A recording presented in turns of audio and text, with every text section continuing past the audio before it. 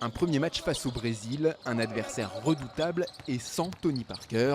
La préparation de cette Coupe du Monde en Espagne a pris des allures de casse-tête pour l'entraîneur des Bleus, qui doit tout simplement se passer du meilleur joueur français de l'histoire. On sait ce qu'il a apporté à l'équipe de France toutes ces dernières années.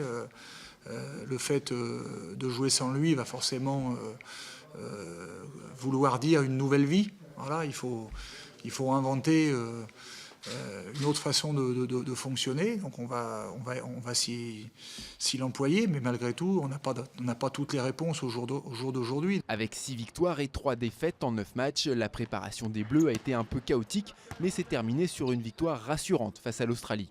Et aux côtés du vétéran Florent Pietrus et du capitaine Boris Dio, ils attendent beaucoup de Nicolas Batum, annoncé depuis longtemps comme l'avenir de l'équipe de France. Là, je pense que c'est le bon moment. J'ai pas vraiment de pression, je suis assez excité, c'est une belle opportunité pour moi. Voilà, d'être au devant de la scène avec Flo et Boris. À mon âge, à 25 ans, l'équipe nationale, l'équipe de France en championnat du monde, je pense qu'il y a beaucoup de personnes qui aimeraient être à ma place. Donc c'est génial, pour moi je le prends bien et je suis vraiment pressé d'y être. Une défense rigoureuse, un jeu offensif léché et un collectif soudé.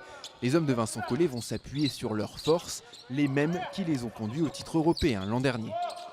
On est les champions d'Europe en titre, donc on a ça à défendre. Et donc sur une compétition internationale, on a mérité notre qualification au championnat du monde. Maintenant, il va falloir représenter la France du mieux possible. Donc il n'y a pas d'autre optique pour nous que d'aller essayer d'aller chercher une autre médaille pour la France. Pour y arriver, il faudra d'abord sortir d'un groupe qualificatif très relevé, avec entre autres l'Espagne, l'un des deux favoris avec les intouchables États-Unis. Une médaille mondiale, c'est la seule chose qui manque encore au palmarès du basket français.